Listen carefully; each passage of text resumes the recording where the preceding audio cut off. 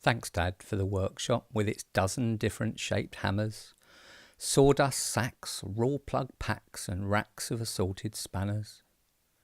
There are tobacco tins of nails and rolls of labelled galvanised wires, salvaged hinges and fixings kept next to rescued old rubber tyres. A museum grade brace and bit, your father's blowtorch we never dared to light, spirit levels, sliding bevels, and even a Brighton Corporation theodolite. Everything happened at your slow, methodical pace on the benches and in their vices.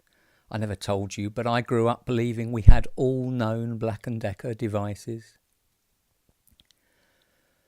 The philosophy was that everything deserved a second life and should not be thrown away, but taken apart and stored for future use.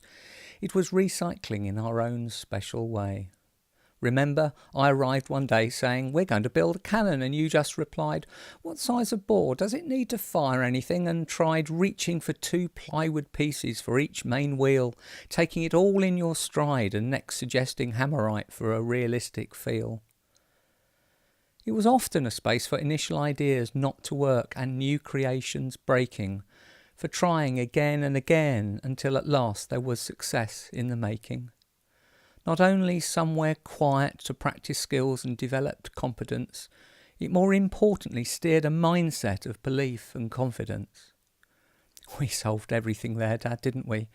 With our tape, orange baler twine and glue, there was always an answer for everything, even if it meant changing what you thought you needed to do.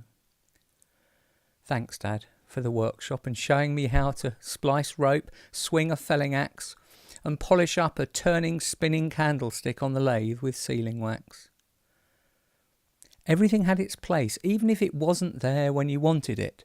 A particular favourite for me was a very elusive 3mm steel drill bit.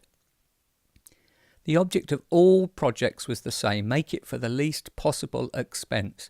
And whilst we didn't do traditional health and safety, there was always common sense. And in all the years, we never had any serious accidents, despite coming close when it all nearly went up in flames when you left that candle alight. There was no first aid kit, we didn't need it. For a scrape, we made our own plasters out of toilet paper and gaffer tape. Thanks, Dad, for the workshop and its wood to be turned, painted, planed, or chiselled, varnished, drilled, glued, split, sanded, or stained.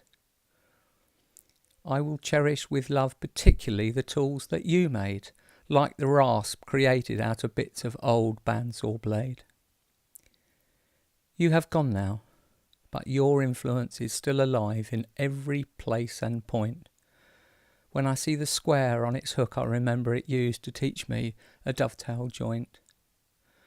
So much hasn't gone and is left and will stay with me forever, like the hours we spent cutting logs using the 2-man saw together. Now I teach my children there, and I hear myself using your words and phrases, and with pride I see an unfinished project on the bench now labelled Mazes. It was an honour to make you your last present that went with you today. And don't worry, all the bits I had left over did not get thrown away. They're on that cluttered floor behind the stable door with its teak oil smell. Thanks, Dad, for the workshop and everything else. Goodbye. Sleep well.